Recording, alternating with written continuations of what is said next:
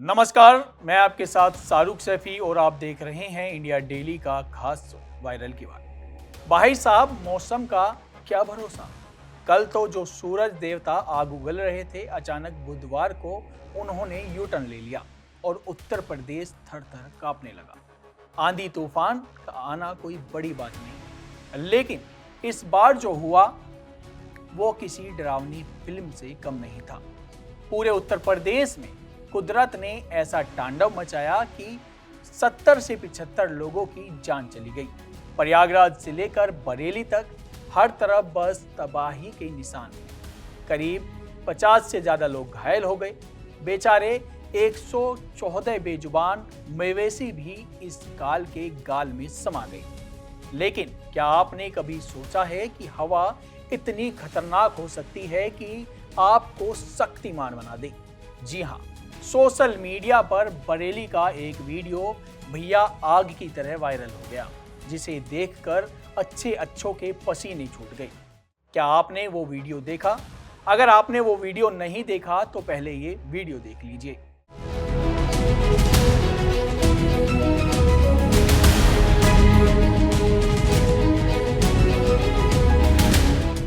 तो दिल थाम के बैठिए, क्योंकि आज उसी हवाई शेर की पूरी कहानी हम आपको विस्तार से बताएंगे। आज बात करते हैं उस वायरल वीडियो की जो बरेली से वायरल हुआ। एक बारात घर में कुछ लोग खड़े थे, तभी अचानक तेज की हवा का झोंका आया और वहां खड़े लोग भारी भरकम टीन शेड के नीचे कागज की तरह हवा के साथ उड़ गई। अब हमारे देसी जुगाड़ वाले भाई लोग कहाँ जाते? उन्होंने क्या सोचा, चलो टीन शेड के नीचे खड़े होते हैं। अब भैया टीन शेड के पोल को पकड़कर खड़े हुए तो उससे बचने की उन्होंने उम्मीद जताई। पर भाई साहब, कुदरत के आगे किसकी चलती है? वीडियो में साफ दिख रहा है कि एक शख्स ने जैसे ही पोल पकड़ा, हवा उसे तिनके की तरह उड़ा ले गई।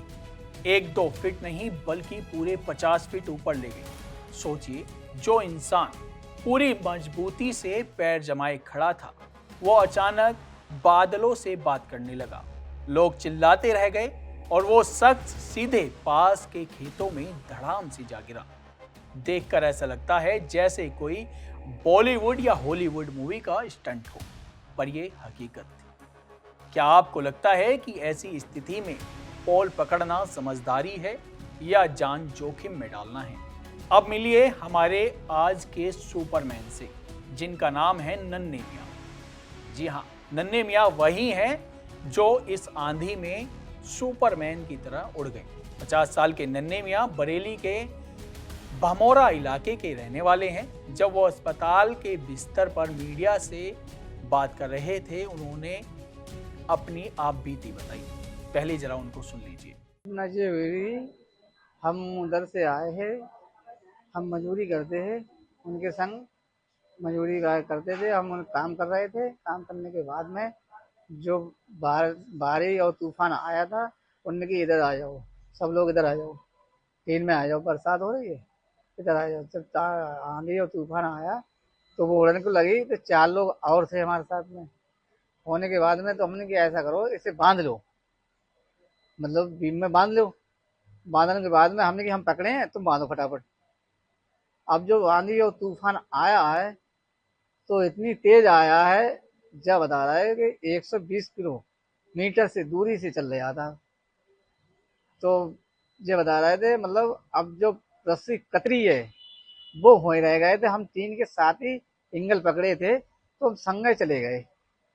जाने के बाद में ऊपर हाथ हमारे छूट गए।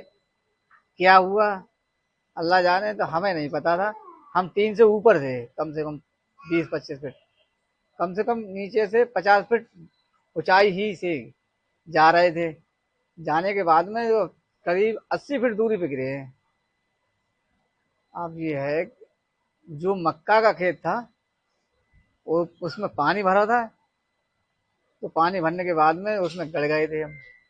दूसरा पड़ोस में देख रहा था बंदा, उसमें देखने के बाद में उसने कही, चाचा जब टीन के संग आए तक गिरे हैं तो वो भाग के आया घर में से, उसने कन्हा पे डाला, डालने के बाद में रोड पे लेके आया, रोड पे कपड़ा उतारे, उसने पहनाया किसी के हमें नहीं पता, तो उसने पहनाने के बाद में लेके आया, लेकिन बाद में मोटरसाइकिल बैठा के और तो भोजपुर में होके, ललतापुर होके, चाणपुर होके दुचरा आया।